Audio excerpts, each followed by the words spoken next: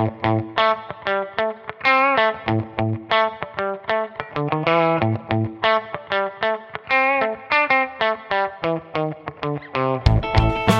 and welcome to the third edition of Tales from the Sale. Thank you for joining us today. She's young. She's a Clemson grad, so be as patient as possible.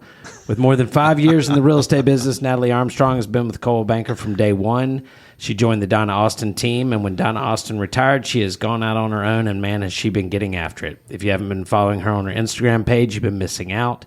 Natalie is a lifelong Hickory resident, a graduate of Hickory High. Her parents owned the POB2, a major staple in Hickory that we miss. And Natalie, welcome to the show. Thanks for having me. Happy to be here. Awesome. Natalie, it's wet. It's nasty out there. Thank you for braving the elements to come into the show. We appreciate it. I have been following your Instagram stuff. It's been awesome. Thanks. I've been blown away. Well, thank you. We'll get to that. Tell us a little bit about yourself. How did you decide to get into the business? So, like I said, grew up in Hickory, born and raised. I went down to Clemson, and my senior year of college, it was spring semester, didn't have a job lined up, wasn't really sure what was going on because my parents had post office barbecue. I had worked that every summer during college, thought that was what I was going to come back and do. But then the summer before my senior year started, they were like, yeah, we just don't think this is going to work for us. Their main job, they have a car lot in Longview, and so it's been open 30 years. That's their bread and butter. So this was just more of a hobby.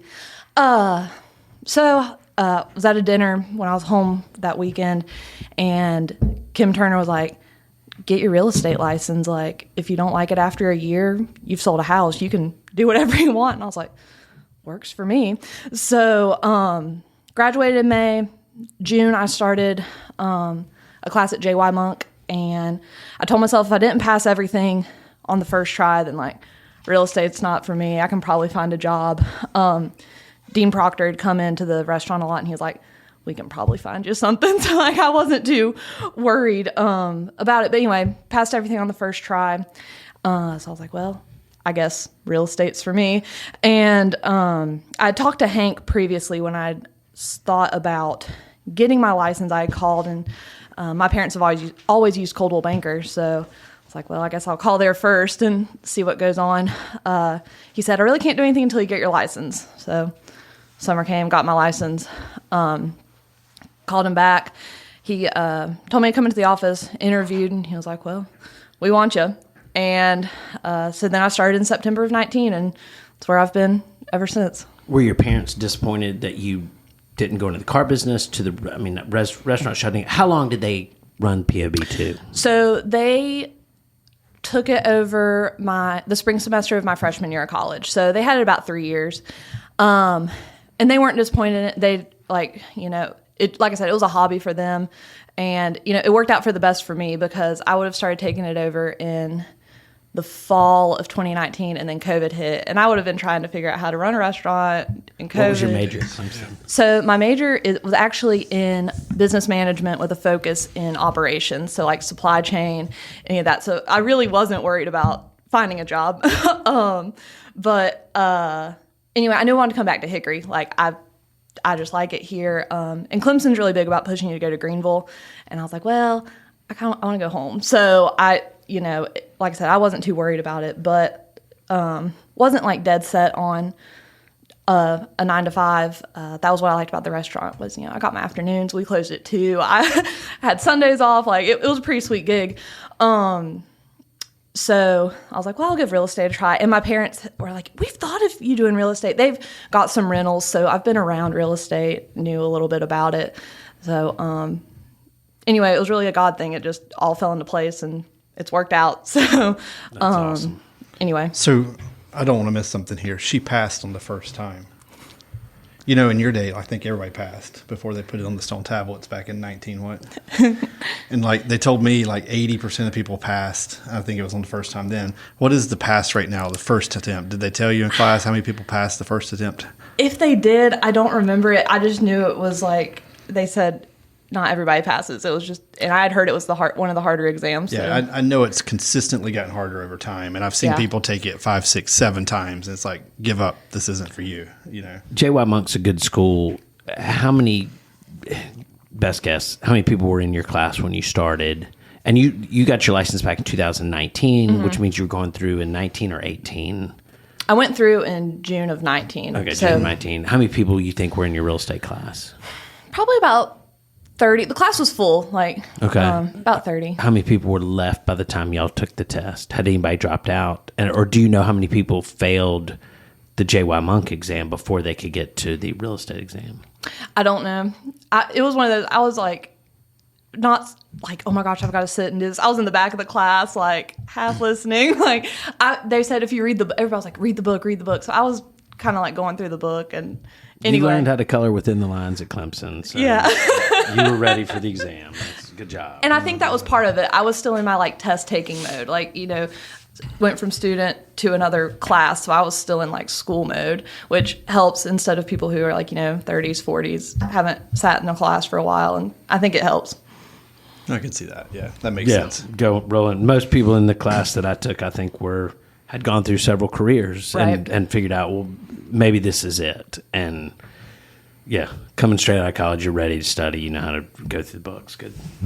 That's fantastic. So when you got into real estate, how long did it take you to sell that first house?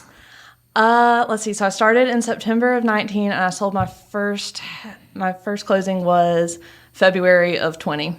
So nice. Yeah. Oh, killed me. That's fantastic. Yeah. Were you representing the buyer, the seller? It was a listing, actually. Oh, really? It was a listing. My first. You got a listing and sold it. Yeah. It was. And I was kind of bummed about it because I didn't really have like an idea of anything about real estate. I was 22. Like I hadn't bought. My friends, none of us were buying or selling anything. Because I was like, oh, I'm going to make like X amount in the first 3 months. And it was funny because during my interview. What did you think you were going to make? What were your expectations? I was thinking like, oh, I'll make like 10 to 20 in the first couple months. Like this won't be a big deal. And it was funny because I go in for my interview and Hank's like, do you have to sell a house this month? And I'm like, I mean, no, but like I want to. He's like, I mean, I'm just making sure you don't need a paycheck. I was like, I was like, what a weird question. But then I got into it and was like smacked in the face. So, but anyway, yeah, it was a FSBO listing, and I like did everything by the book to get it. I was like, hey, I'm just gonna be real with you, and went through the whole thing. And she listed it with me. She liked how I went through the paperwork, how I did everything, and anyway, and so. Got it listed and got it sold. So the nuance I see there is it's not that give me sale. Usually your first one's that give me. It's your aunt or your uncle or your brother down the street, that, been putting it off waiting for you to get your license. Mm-hmm. You went and got that listing. Yeah. It's not one that was just waiting in the wings for you. So that's pretty impressive. FSBOs are not easy to do. No. They they're a little jaded. They're trying to do it on their own. That's impressive, especially for your first sale. That's solid. Thanks. That speaks very well for you. So why did you go after a FSBO? Did you sit in a Coldwell banker class and they told you these are the list of things you should go do and you hopped on it? Or where did you think about going after a FSBO? It was this little brick ranch in Longview, and I was riding around and I was like, I could probably sell that. And, I just thought, what have I got to lose? I don't have anything else going on. So I looked it up, gave her a call, said, hey, if you'd ever think about listing it, give me a call. And she called me back, and she's like, I've had a lot of agents call me, but I decided I wanted to ask you about it. And I said, all right. There you go. So I got pretty lucky on that one. There you go. Yep. That's very impressive. Let's move to your Instagram stuff. When did you start? You got a very good social media presence. Thank you. Was that from day one? Was that something Donna Austin taught you? How did that come into your life as a realtor? Definitely not Donna. If you know Donna, she has no idea. Social media is not her thing. Not her thing at all. Not her thing. Donna, if you're listening, she loves you. I do. I really do love you, Donna. No, what it started was I think I made my Facebook page first, and I think I did the Instagram right around the same time, just to separate it from my personal page, because being at Clemson, a lot of my followers, everything personally are from college or South Carolina. Like, they don't care about what's going on in Hickory necessarily. So I did it as a way to like separate my business from my personal life, just to kind of like have that divide where it's like, if I want to cross it over, I can share it from my personal, from my business. It's amazing to me how many agents in the business do not understand the difference in a page and a profile. Right. Profiles for your friends, for your family. The page is your business. Right. And it still blows me away that the people don't understand the difference in that. And you've nailed. I mean, you saw the difference in that and needed to separate yourself and go that direction. How you seem to be very consistent in posting. Mm-hmm. Was that natural? Is that a schedule you're on?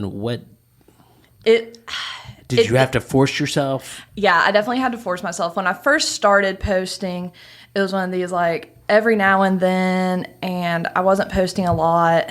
It was just like a new listing or closed or what everybody does.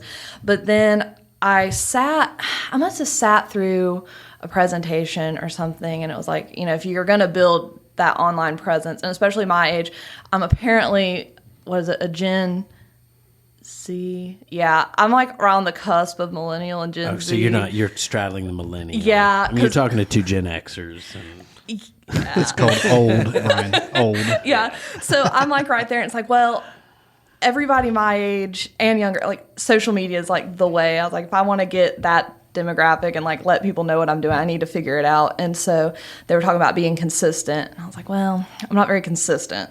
So I started trying to be more conscious and posting more on there and just seeing what happened. Like, what did people like what stuck? And so that's kind of how the Monday market update thing started. I was like, what's something that nobody else is doing that I could start that might be different and see what happens? And so I started that. And at first I was like, I'm going to do it every week, but it was not every week. It was like maybe every 2 weeks. And so then I was like, no, if I say I'm going to do this, like I need to do it. So now it's like it's Monday, I need to like get it together. And I try to pre-plan what I'm going to do. And it's becoming more of a habit, but it definitely took about 6 to 9 months to be consistent. Do you have somebody that films it? I mean, it looks... Yeah, no, I have a little ring light that sits on my desk. And you just go at it. Yeah, and at first I didn't even have a ring light. Like, it was just sitting on my laptop propped up, trying to hope it didn't fall over in the middle of the video. A little bit of Scotch tape. And then I was like, if I'm going to be more, like, consistent about this, I need to, I guess, get more professional. And so I went and got a ring light off Amazon. And so, yeah, that's how I do that now. So how much time do you spend prepping for that Monday? About 10 minutes. Do you write a script out and then go after it? No. You got your notes because you did the Burke County update on Monday. Yeah. So I go into the MLS, I pull up what I want to talk about, and there's a little, like, I either do the fast stats or the tabular data off of it, pick what I like, and then just go for it. But I try not to go too long because it's like people only care for so long. So correct. Yeah. They don't listen to this podcast. That's right. No, just kidding. Because you talk too much. We're getting there. So do you focus more on buyers or listings? What I looked at your stats. You got 26 listings out there. Yeah. What do you work most with? What do you enjoy working most with? I'd say really I'm about half and half. I have all those listings because like I was on Donna's team and some of this has been like an inherited deal off of that. But I'd say right now it's about half and half. When I first started, first couple of years, it was definitely buyer heavy. Like listing wasn't as big. But I don't know which one I like work. They both have their pros and cons. Like listing, you do all the work on the front end, and then it kind of like you got to do a little bit to tweak it here and there if it doesn't sell. But the buyers can be, anywhere from a month to hopefully not a year, but you can go there. And so I've got some in the 10-year program. Yeah. Forever. Hope they buy one day, maybe. Yeah. So it just depends. It's been really cool to help a lot of my friends buy their first home, or like that's been cool to like help them through that. And that they're coming back to the area because for for the first couple of years I was here, I was like, where is everybody? And now they're like slowly trickling back. So that's been really cool. Built-in client base coming back. Yeah. That graduated from Hickory High. That definitely helps out. Did you join Donna Austin from day one? Were you on your own? How did you decide which one? So I started out on my own. I was on my own probably for first 2 years, and then at 2 years. Yeah, first two, because I just finished my 5th year, and yeah, so I think the first 2 years I was on my own for 20 and 21, and then somewhere in 21, Donna had come up to me at my desk, and Donna, she's like a big deal. She retired this year, but been in the business forever. So she comes up and she's like, "Let's come to my office." And I'm like, "Oh no!" Like trouble. What have I done wrong? I was like, what did I do? What does Donna want? Did I get bad feedback? What's the story? And she was like, "I want you to join my team." And I was like, "Okay." She goes, "I want you to think about it." And she's like, "I want to retire. You come in the office. You're involved. I want you on my team so that when I retire, I've got somebody to send some referrals to that I trust." And I was like, and she's like, "And Hickory." And she's like, "A lot of my business is in Hickory. You get it." And I was like, "Okay, cool." So I thought about it. It was going to be a little bit of a pay cut. And I was like, man, is it going to be worth it for 2 years? Like, I don't know what that's going to look like with my business. And so I went to Hank and I was like, "Should I do this?" And he was like, "Absolutely." And that was kind of like part of it, because I was like, short-term pay cut for a long-term gain. Hank has a lot of flaws, but giving good advice to agents is not one of them. And, yeah, I mean, we could go on and on about his shortcomings, but that's something he seems to be pretty good at. Agreed. So I started on the team in 22, I guess, and then was on it for 2 years, and then now I'm back on my own. But definitely a great experience. Like, I'm pretty involved with the association, and she was very involved with that. So I got leadership experience and sales experience from her. So it was definitely a great choice for those 2 years. Yeah. You're on the board? I am. I'm on the board of directors for the Realtor Association. What are you doing for them? What am I doing for them? What's your position? Oh, I'm just a director. So that's just my What's the title. next step? Well, I'm currently running for president-elect, so we'll see what happens. I'm running unopposed, so I guess we know what's happening. That's right. I was told you already locked it in, and yes, we should vote for her. Yeah, vote for me. But so for the next couple of years, I'll still be on the board. Oh, that's a big step, and that'll open some doors, and that's awesome out there, and especially to put that in your resume. That's fantastic. Tell me something you've heard in all of your showings. What have you ever walked into? You've done this 5 years. Tell me something you've walked into. So I was at a listing appointment. Actually, it was this year, and so you're going there to talk to people about possibly listing their house. And they're like, "We, locked in on a great interest rate, don't have to move, whatever." And I'm like, "Okay." So I walk in, and from what it was probably going to be like a $200,000 listing, so whatever. And up in Lenore, I go in and I roll in, and I'm like, "Oh, this is a hoarder situation. Like, this isn't gonna work out. Like, this isn't gonna." I can just tell right now. Describe what you're walking into. So I pull up. There's like cars in the yard, like toys everywhere. It's a split foyer. I'm like, okay. So I knock on the door. The guy opens it. And it's what you'd expect, and it smells like smoke. And so you got cigarette smoke. Stuff you got everywhere. Cars in the yard. Is the yard more grass or mud? What's it's grass, but there's like the little tyke car and all the yellow, yeah, the red, exactly, the yellow roof, exactly. The Fred Flintstone mobile thing, right? Yeah. So he's like, "Okay, let's walk around the house," and I'm like, "Okay." So start looking. He's like, "Well, we can't go in there. Somebody's asleep in there," and this is like midday, and he's like, "Well, we can't go in that bedroom." I'm like, "Okay." So we go down the hall because, split four, how it's set up. And other bedroom, he's like, "Can't go in there either. Somebody else is in there." And I'm like, this is wild. Opens the door to the primary. His wife is just laying on the bed. Grandkids are in there and, stuff everywhere. And I was like, I'm just speechless. We need to drop this price from 200 to 50,000. Well, I don't even want it at this point. I'm like, oh, I don't know how this is gonna work.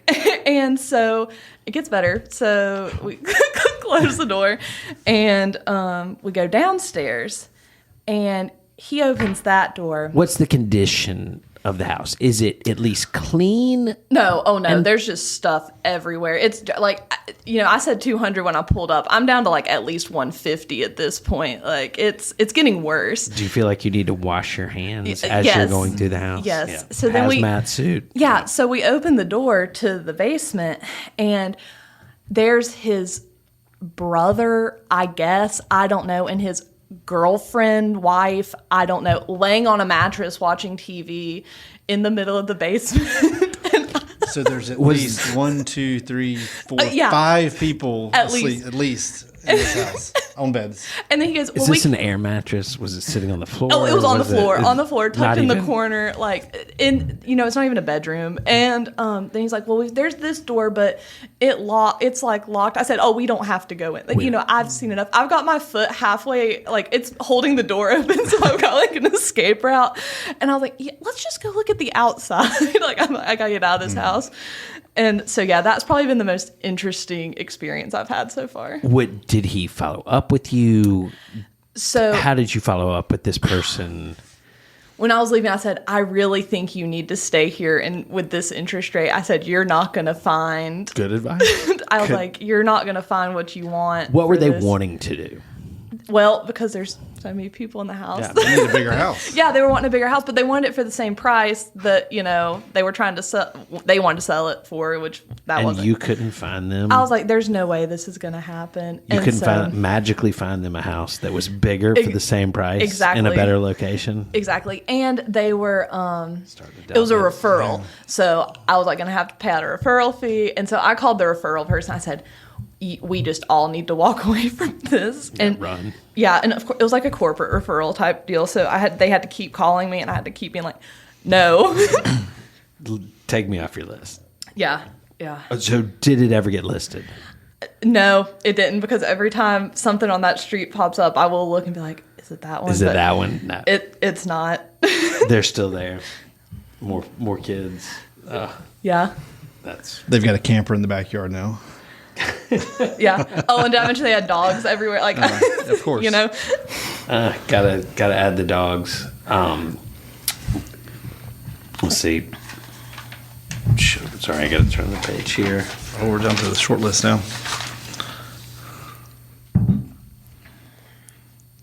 Working with buyers, you're starting to get the feeder people back that you've grown up with, but obviously you attract new people out there, people you've never worked with. right.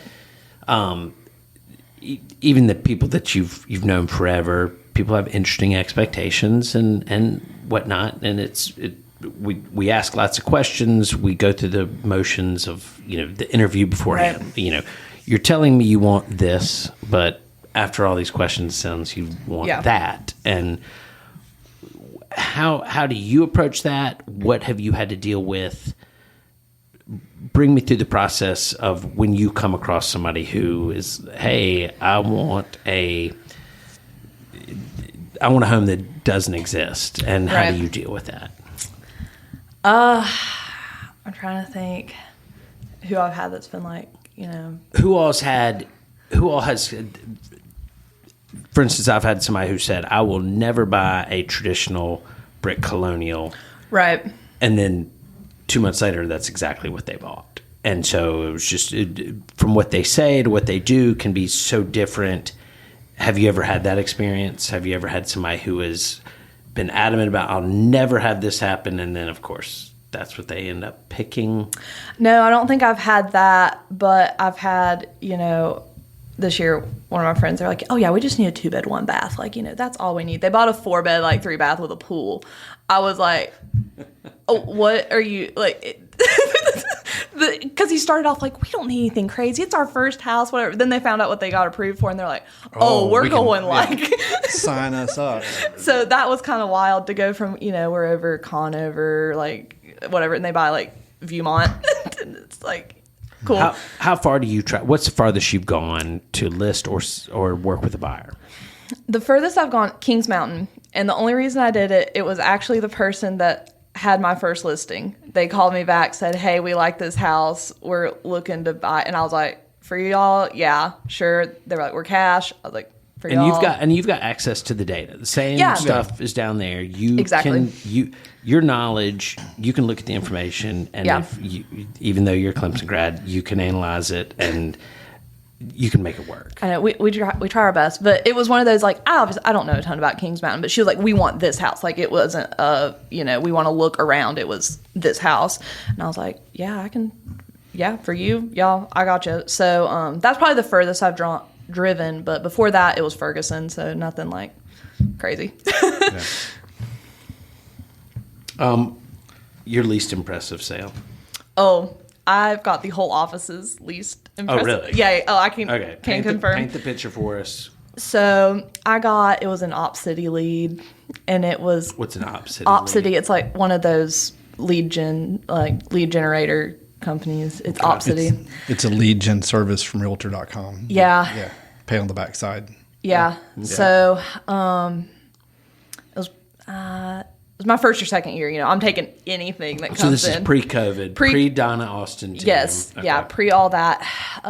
Might have been like in the thick of COVID, really. But anyway, it was a lot up in this mountain community of Conley Springs, if you can call it a mountain community. But anyway. Hilly community. Hilly, yeah. Hillbilly community. And, I'm just like, I want a sale, so I'm all for it. So we listed it. It sat for almost a year.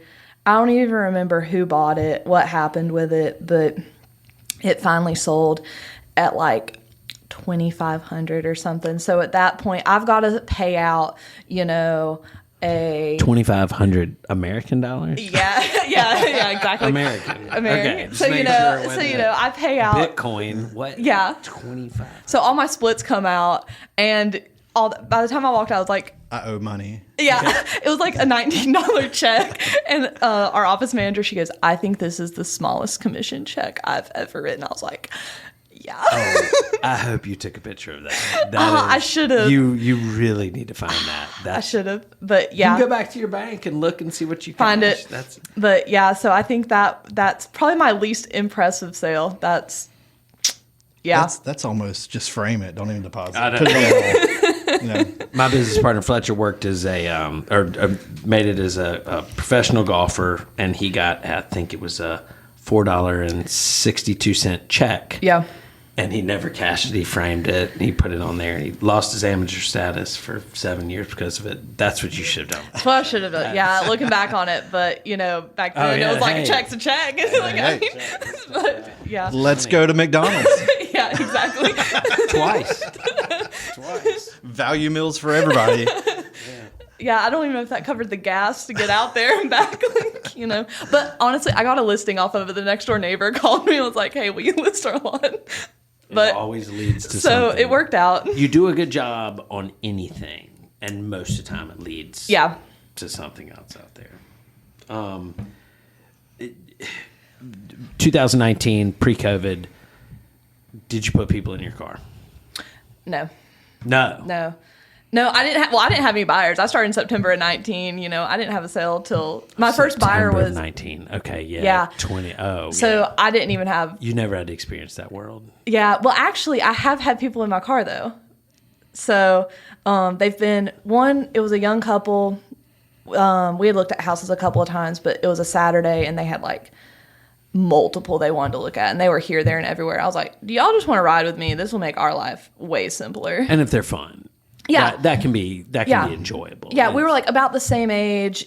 Our personalities jived. Like it was going to be totally fine. Get it. Yeah, like hey, this will be fun. I get to learn about this person and ask questions and figure out who they are. Yeah, that's so that. And then another it was a dad and son, but the son was more my age, and they were from Florida. Again, didn't really know where they were going, and I was like, let's just get in the car because this is just going to be easier. Hickory's so easy to to navigate. to navigate. It's a grid system. Yeah. Yeah. Turn left, right. Boulevard Place, northeast, west. Well, but it was funny because while we were driving around, the first couple houses were in Hickory, and I knew where they were, and I didn't have the GPS on, and they're like, "We don't hear a GPS," and I was like, "Yeah, I know where we're going," and they're like, "What?" It's like, "Yeah." Yeah. No. It doesn't help anyway, so Yeah. Yeah. What's the most unusual item you've seen clients fight over in a sale? I don't know if I've had anybody fight over anything. Like, I was thinking, I saw that, I read it, and I was thinking about it, and I have not had anybody fight over anything. Like, that's been pretty lucky. So. We'll interview you again in 5 more Yeah. years. Yeah. Coming to see what you've heard about. That's A then and now segment, yeah. You ever fired a client? And almost you with that, like that person who wanted to do that you were lined up. It's difference in. Right. I don't think we're right for each other. Right. And I love the line, "I'm not for everybody." Yes. I'm not for everybody. And so what have you ever had to get rid of a listing while you're listing, or a buyer just unrealistic expectations, and how did you deal with them to the point where you managed through them, or you just said, let's part separate ways? Because that's tough to do. I mean, we can get months, days, weeks, months down the road with clients and realize it's not going to work. It's not going to work. What you want does not exist. Right. I don't think I've fired one. I have had one that I've been like, if this deal falls apart, I am not dealing with this again. I'm done. Because it's like, I don't know what more, like, nothing I'm going to do is going to please this deal. Like, I'm not going to. So, but the best advice, not maybe the best, but one of the better things Donna Austin told me, she was like, the best revenge is to take their money, like, at closing. And I was like, so if I have that, like, really difficult one and I've shown them, multiple houses, I'm like, oh no, we're closing this. So Donna Austin and I are from this.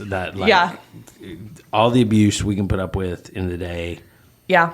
Got a paycheck. Exactly. We've listened to you. You talk. Yes. Yeah. I did my job. Great advice. I did everything I'm supposed to. I got my money. Yeah. And never work with them again. She's like, that's been the best. It's been true. It's been true. So. Have you ever referred a client that you worked with to somebody else? I mean, you're not worked with. It was one of them. It was a listing I had, and I had somebody calling about being a buyer. And these people actually ended up buying the house. And I'm like, dang, I missed out on a two-sided deal. But my seller, I knew, was going to be one of these that it's like, I need to be the sole agent on this. And so I referred it out to a lady in our office, and they ended up buying it, and it worked out and everything. But yeah, if I had had both sides of it, it would not have gone well. What percent of your sales do you ever handle? Are you a dual agent? Mm-hmm. Yeah, I have. I feel like for the majority of the stuff that I've been a dual agent on, it's been land. Like, that seems to be my most common, like, dual agent. I have a little subdivision listed out in Bethlehem that I got from Deerfield. I saw Deer Creek. I saw it. Yeah. Yeah. So Donna Austin had that listed, and so now I'm the listing agent on it, and so I've done several dual agents on that one just because, Quick pitch for that neighborhood. Yeah. Those lots were, I think, 20,000 or 22,000. Yeah. Is there city water, city sewer? So city water is available, but they all have to have a septic tank. Okay, but have they been perked? They're all just. Yeah, you got to do the work for them. That's okay. So, but great little spot. But the water, I mean, hey, you don't have to dig a well, so. Do you know if it has high-speed internet or not? It does not have it yet, but if the person buys, it's like if a house will build at the front of the neighborhood, they've said that they'll come in because the house next door has it. Yeah. So I've got that corner lot. It actually just went under contract this week, and I'm like, build immediately. Might be a neighborhood for your spec building. How many are left there? Like 15. Oh, yeah. I'm telling you. This is a meet and greet. Yeah. Meet and greet. Yeah. Making deals happen. Help me help you. Yeah. So what's in the trunk? Not the bodies. What's under the bodies? What's in the trunk? What's in the trunk? Let's see. What do I have? I've got toilet paper, extra shoes. Smart. Yeah. Brilliant. I actually won the toilet paper at a broker open house. They had like a spin to win thing, and that was one of the prizes. And I was like, perfect. I've got a little box of stuff. And anyway, paper towels. I have rope because I've got a banner that if it's like a commercial or I need something with high visibility. So, but you never know. Blanket. Let's see. Like I said, shoes. I have a tool, like a little screwdriver toolkit thing. Lock boxes. And signs, like the little riders to go on top of the sign. Are you a combo lock box or are you up to date with the 21st century? Oh, no, I do the combo lock box. Are you, Rodney, are you a combo? Brian, this is Hickory. We all do combo lock Exactly. boxes here. Exactly. You put out the super box when you want to make people mad. Yeah. I would like to drag both of you into And the 21st century. I own one who super box goes just to do into that your with. listings and who they are, what time, and everything else. So when somebody steals all the opioids or whatever, you know who they were that did it. Oh, well, that's true. Except I do the lock, like the old locker ones, and nobody knows how to open them. So I think those are more effective than the Supra. You do the twisty yeah. turns. Oh yeah. She said she's maniacal and evil. That's what she just said. I do them because I get a phone call per listing. It seems like I had a lady go, "You're embarrassing me in front of my clients." I was like, "No, you don't know how to open it. That's what's embarrassing." Oh no, I had a client that was like, yes, I worked at a school. I know how to open these. And he did it. Yeah. I mean, I tried for like 20 minutes. I was like, I can't get this thing. And he, Yeah. I mean, I have some with the numbers too, but like sometimes if it's God, you are really old school. I really am. I am. I haven't done the Supra. Why? So do you own a super key? I don't. You don't even have a super You all are paying for Supra. You realize we're not. that? Yeah, you are. You're paying No. $35. It's in your dues. You're already paying for it. No, we're No. not. No, we're not. Well, Burt County says we are. Well, we're not in Burke County. Yeah. Well, I know 35. Welcome to I'll give Hickory. y'all $35. Step up into the real world. No, I have a super key, and every time I use it, it doesn't work because it's not updated. Because that's how often I use it. You get it out, Yeah. and you're there like trying to beam it over or whatever you do with the silly thing, and it just doesn't work. And it says update required, and you have to make 13 phone calls. And Yeah. I know Because y'all are everybody still on uses your combination StarTech boxes here. phones, but Yeah. if you set your Apple phone up to update in the middle of the night, these things don't happen. Welcome to 2021. What else besides Instagram, Facebook, the electronic media? Do you do anything else? I have a TikTok account, and TikTok I do solely real estate. I don't care about the trends and all that. I'm like, Yeah. I did set that up truly as a real estate account. That's the only thing I post on there. Do you do any mailings? No, I tried that one. Like, not tried. Like, I sent out to like a neighborhood one time, and I was like, I don't think this is It's working. expensive. It's expensive, yeah. And then I don't think it's working out the way digital does. Listings. Is there a secret out there? Can you put the wacky waving man in front of the house? Will that magically bring buyers? What's the secret to selling a listing? Man, I wish you could tell me. I've got some sitting right now that I'm like, what the heck? I've even had agents be like, why is that still there? And I'm like, you tell me. Like, we've done everything we can do. But I think one of the things I'll do sometimes that I don't know if it helps it sell necessarily, but I post a video tour where I walk through and I do a voiceover on it, just so, sometimes pictures just don't give you the same. No, absolutely And not. so I'll walk in and point out maybe something about it. But I have figured that out, how to kind of do that, and I will. So this is where, the cream's going to get separated from the rest. Yeah. Because I once heard in a training class a couple of years ago that the qualification to sell a house was to weigh 90 pounds or more. And that was to put the sign in the front yard because they didn't really sold that much. And to get the sign to go in the dirt in the front yard took 90 pounds. But now we're in this market where it's going to take some skill to sell some houses. Yeah. And it's going to separate the cream from the rest at this point in time. And, it's going to make a difference at this point. Yeah, and I was telling I was talking to somebody at the office, and I said, I don't know what a down market looks like. I said, I started in 19, and I'm not old enough to have even like been buying or selling in a down market. I'm like, this is new to me, so I have to rely on, other people. I think you're in a really good position Yeah. for a possibly, and we don't know if it's a down market based off of, we have to get like 6 months into it before we really know, like look back and be like, oh my gosh, this was terrible. What you're doing how you're advertising, putting yourself out there, it's inexpensive, but you're doing a great job. You're constantly doing it. If you can survive without a paycheck, and this is for people looking to get in the business, if you can survive without a paycheck for 3, 4, 5, 6 months, even, which is never fun. It's painful. It's awful. That will chase most of the people out of the business. And the second that has ended and the market has turned and you're still there and this is your focus, you've crushed. You've got it. You're there. You're there for the long run. And I think you were in that position. My clientele doesn't know what an interest rate is. They pay cash for everything. It could be a $2 million lot. They're reaching in their glove compartment, pulling it out. It doesn't matter. Yes, I was rolling my eyes at him. Can't hear Yeah, that, but I'm rolling my eyes. Yeah. But the interest rate dropped a half point and nothing happened.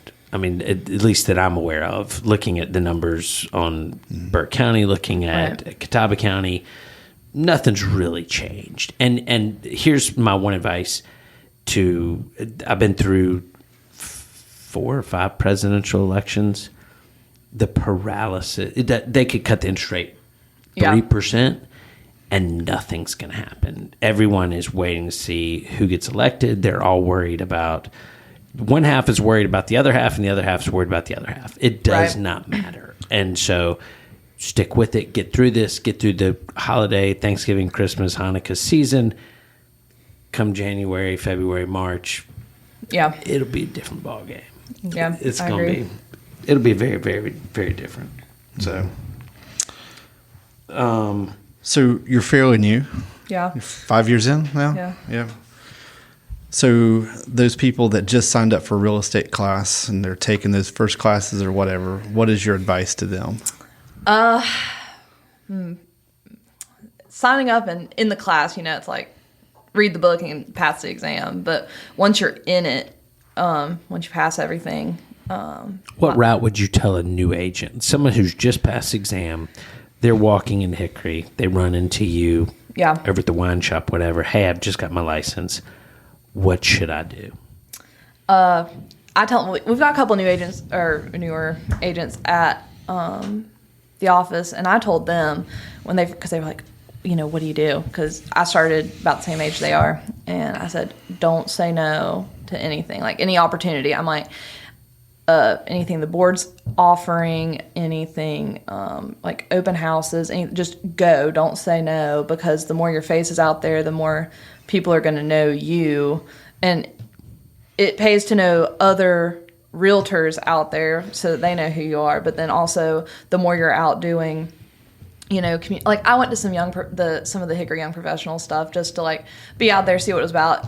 Wasn't necessarily like my thing at the beginning, but now those people know who I am. I walk into just around town and it's like, hey, how's it going? And I told them, I was like, people need to know who you are. And you're still living it. You're sitting across from Rodney and I. Yeah. You didn't know either one of it. Well, you may have known Rodney from deals, but you're here. You are doing it. Right. This is a chance for all of us to introduce you to the world, and that's awesome. Yeah, that's so I'm like, just don't say no, because you don't know what's going to happen. Like, you show up to this, and it just gets you comfortable in front of strangers, I guess. Do you use people to on our company website? We'll have people who are like, hey, if you need me to show a house for you, mm-hmm. I've never used another person to show another house for me. Do you use that at all? Only if I'm out of town. There's a group of us that we have like a group chat, and it's like, hey, I'm going to be out of town. Can y'all show a house for me? That's the only time. Otherwise, it's just me out there. But when I was on the team, I had the luxury of having Donna, where it was like she can handle kind of like all of it if I've got something going on, or vice versa. If she was going out of town, like I knew what was going on and could help on that. But otherwise, no. Do you see yourself forming a team? I'm not going to say never, but no, not right now. Not anytime soon. No. No, I don't want to take on the liability of it. So, so I'm not going to say never, but definitely not in the near future. So if you could get rid of one piece of paperwork, a form that's out there, besides the Form 220, because we all love it. My favorite. Yeah. Let's all give thumbs Which one would it down. be? Let's all give thumbs down to that Form 220.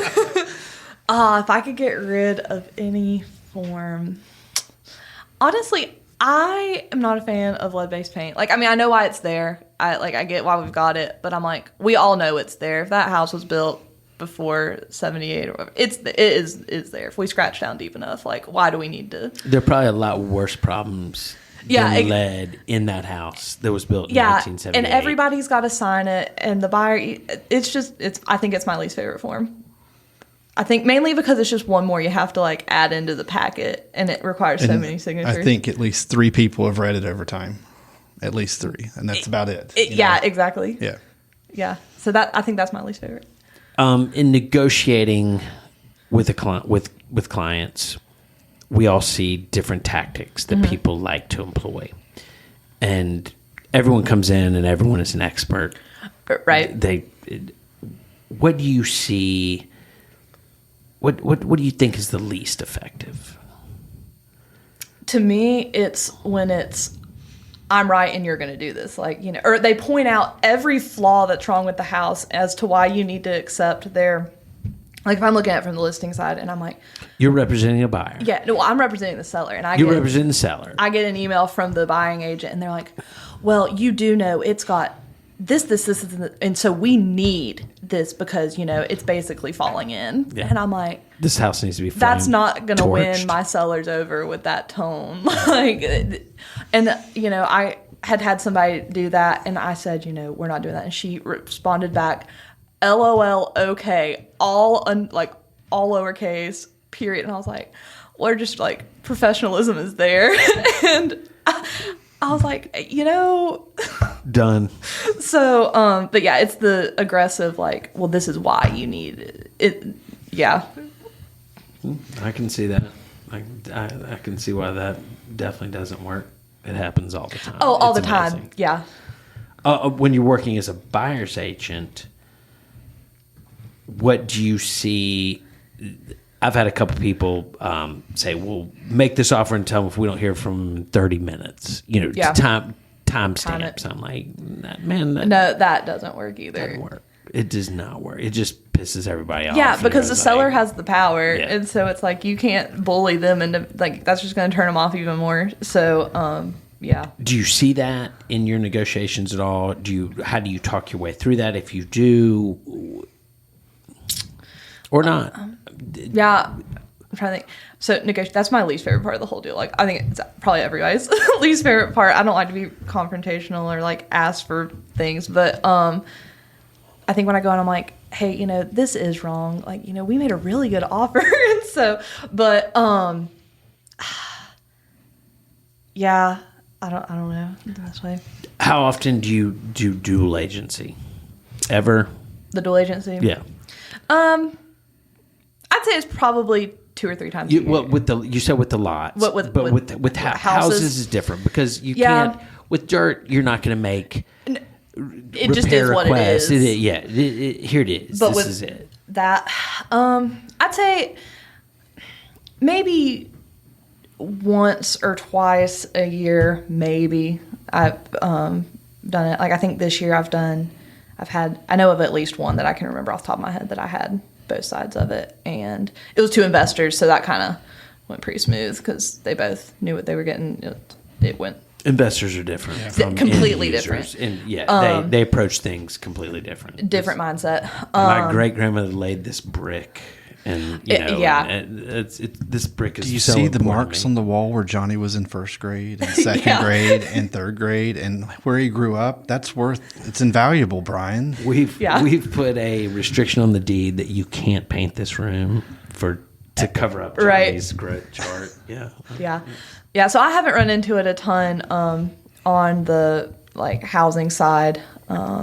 So I haven't had anything crazy like where it's like, well, you didn't represent us well, and it's like, well, no. Is there anything we haven't asked you?